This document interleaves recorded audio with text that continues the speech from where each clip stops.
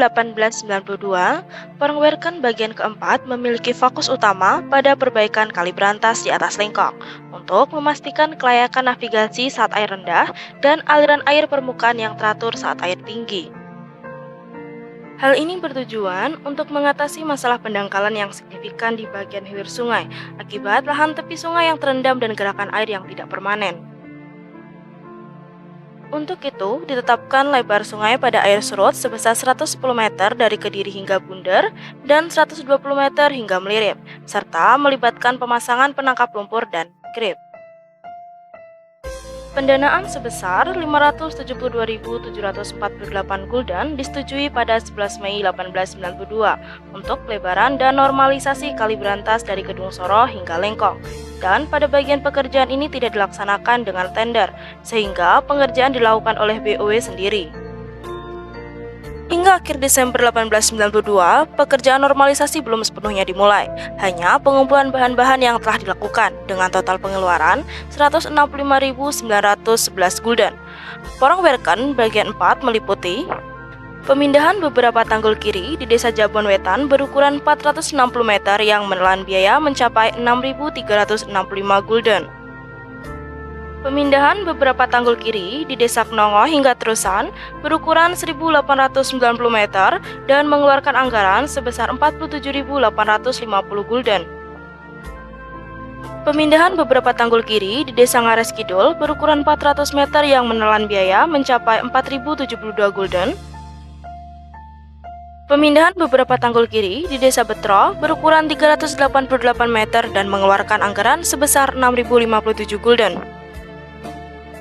Pemindahan beberapa tanggul kanan di Desa Lengkong hingga Karanglo berukuran 2.410 meter yang menelan biaya mencapai 58.165 gulden. Pemindahan beberapa tanggul kanan di Desa Prambon berukuran 850 meter dan mengeluarkan anggaran sebesar 9.861 gulden. Pemindahan beberapa tanggul kanan di Desa Babadan berukuran 500 meter yang menelan biaya mencapai 5.022 gulden. Pembangunan jembatan tiang sekru besi di Terusan berukuran 165 meter dan mengeluarkan anggaran sebesar 49.274 gulden. Penggalian tanah di Betro, Kubak, dan Baudan yang menghabiskan biaya sekitar 25.800 gulden. Dan pemasangan krip yang menelan biaya sebesar 123.731 gulden.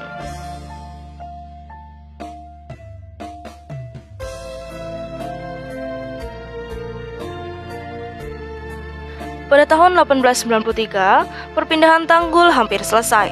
Begitu pula pembangunan jembatan besi di Terusan, dengan semua tiang tengah telah terpasang.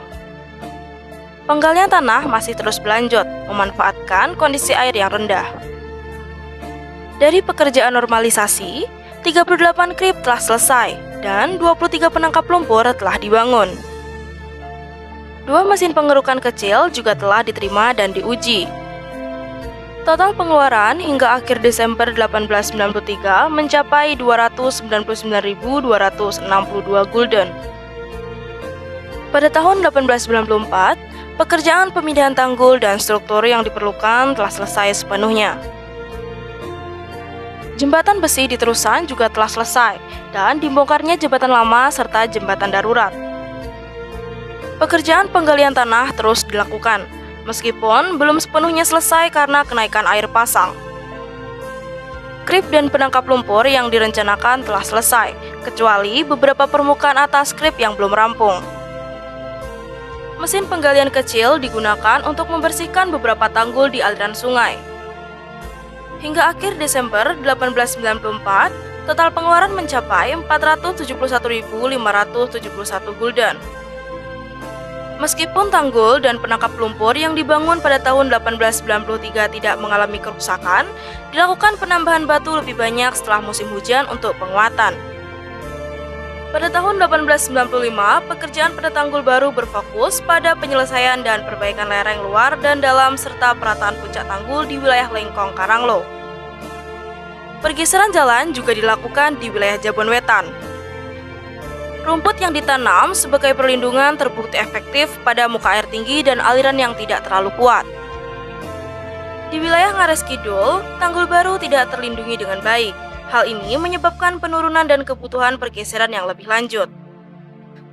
Pekerjaan penggalian tanah di Betro, Gubah, dan Baudan terus berlanjut. Pengerukan di kolam Ngares Kidul dan Prabon juga dilakukan. Volume tanah yang digali mencapai 463.642 meter kubik. Hingga akhir 1895, total pengeluaran mencapai 551.748 gulden. Pada tahun 1896, proyek ini masih membutuhkan dana sebesar 8.144 gulden. Sebagian besar dialokasikan untuk memperbaiki kerusakan yang timbul akibat musim hujan barat tahun 1895 hingga 1896. Meskipun pekerjaan tersebut umumnya mengikuti desain awal, dengan beberapa modifikasi pada jumlah dan jenis skrip serta penangkap lumpur yang dibangun, hasilnya tidak sepenuhnya sesuai harapan. Oleh karena itu, diperlukan perluasan proyek yang meliputi pembuatan lereng yang sangat landai di ujung beberapa krip dan penangkap lumpur, serta penambahan struktur serupa lainnya.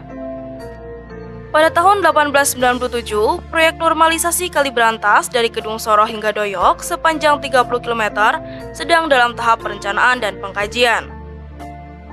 Evaluasi menyeluruh proyek ini akan dilakukan setelah pekerjaan di porong dan kanalisasi Kali Surabaya bagian bawah selesai untuk menentukan pengaturan air yang pasti.